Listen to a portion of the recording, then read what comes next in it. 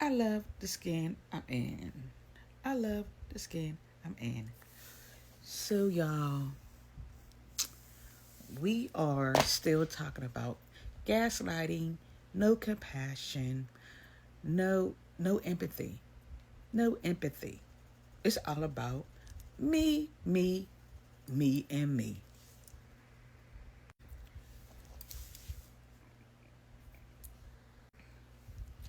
Absolutely no way. If Christine Wells can't have peace, they can't either. And y'all continue doing what y'all doing. Not letting them have peace at all. They don't deserve peace. So the guy at the end, I don't know. I seen a post earlier this morning, and I ain't listened to the whole thing because they kept on saying the four kids was being interviewed. So I thought the big fat guy in the t-shirt at the end was one of them. Turned out he is the attorney. I made a comment. I said, "Yep, he's suspect," because this man was sitting there with a tight arm. His feet was crossed tight. He keep on adjusting his hat. I said, and he keep on looking down at them. And I said, "Lord, that one in the middle, the second dodo bird." I said, his legs just is shaking. I said, "Did the man at the end do something?" I said, because he keep on looking down there, and I said, and the boy looked really nervous. But he got a right to be nervous, because motherfucker, you know what the fuck happened. So, whoever made it, whatever, it was on Instagram, I made the comment, and I leave the page, and I think it was Secret Service Sam. And I made that comment. I said, yeah, and he at the end, he is the suspect, and I said it. But he at the end is a goddamn attorney. But anyways, what attorney allowed her? God, you know what? Let's continue. Former Trump attorney, I think, or defamation attorney, and so this is what they're saying about threats of slander and defamation. Here it is. What's been said about Morgan, Jax, That's the fat Warren, attorney. I'm not They got on a too tight shirt. He's on a t-shirt, but too tight shirt. I'm going to call it what it is: lies. So the first thing that's really important here is we're dealing with lies and liars.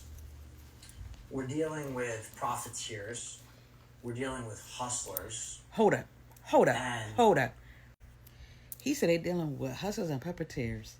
But these motherfuckers who got fucking money, they went to Gift and Go, whatever that motherfucking thing is. And these motherfuckers and raised the money.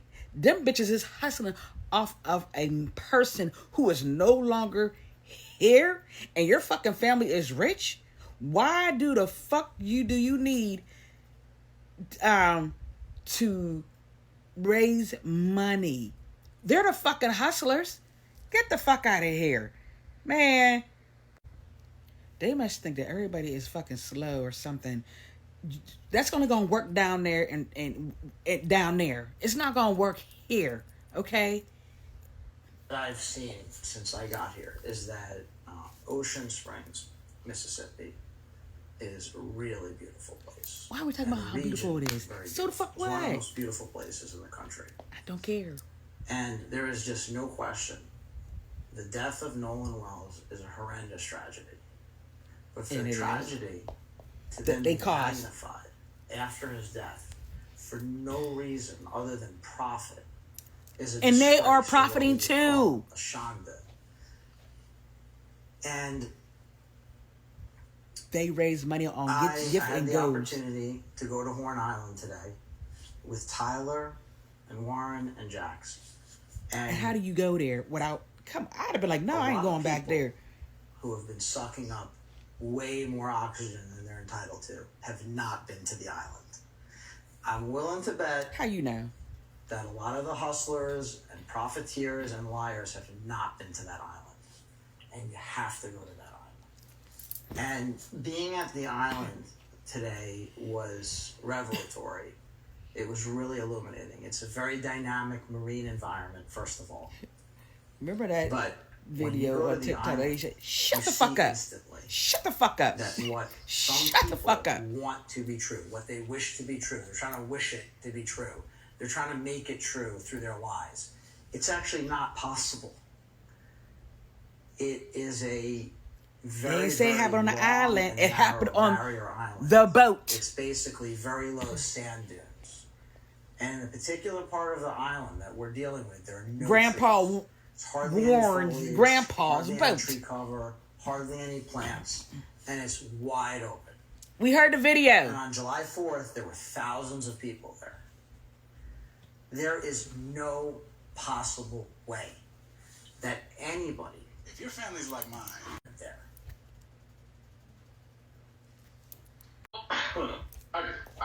I have no problem with what he's saying. He's their attorney, and he's trying to Elliot, the psychotherapist, position the story. That's what attorneys do.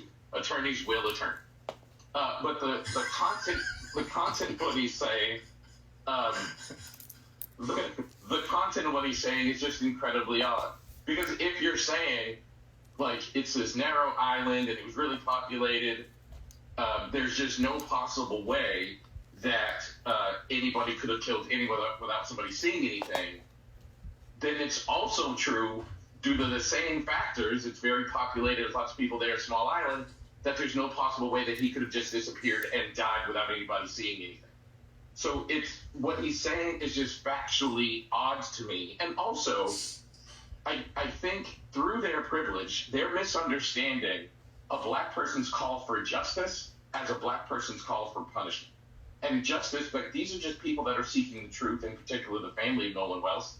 And he is demonizing them for doing so, instead of acknowledging, we don't know what happened to Nolan Wells. Exactly. No one knows what happened to Nolan Wells. And if you're going to tell us there are all these people there, and they definitely would have seen a murder, then they definitely would have also seen an accidental drowning. They definitely would have seen some kid disappear. So why is one thing true and not the other?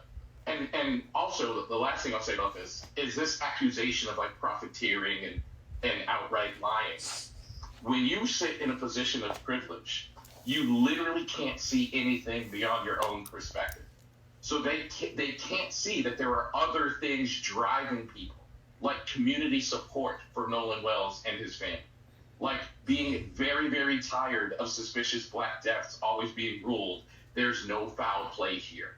They can't see that the black community is just tired of injustice overall. Exactly. They can't see that trauma has a compounding factor to it. Like when you go to school, you study trauma, you understand that trauma compounds. So the black community has been dealing with compounding trauma in America for literally hundreds of years. So maybe instead of thinking, oh my God, all these people are profiteering, maybe you should be thinking, maybe they're just exhausted. Maybe we're just tired.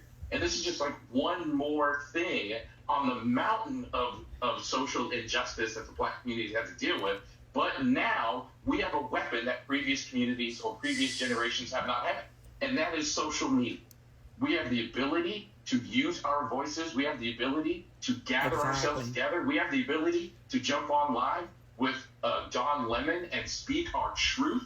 We have the ability to have a community and use our voices in collective. Exactly. And I don't think that they like that. So what they're trying to do is discredit those voices. Like, oh, those people aren't speaking the truth. They're not speaking from a position of desire. They're only doing this for profiteering, or they're lying, or whatever. When the truth is, no, we are very credible, and we just want justice for Nolan Wells and his family. Exactly. And if you have a hard time seeing that, perhaps that's because of your privilege. And privilege is if you have a hard time seeing that, then fuck you.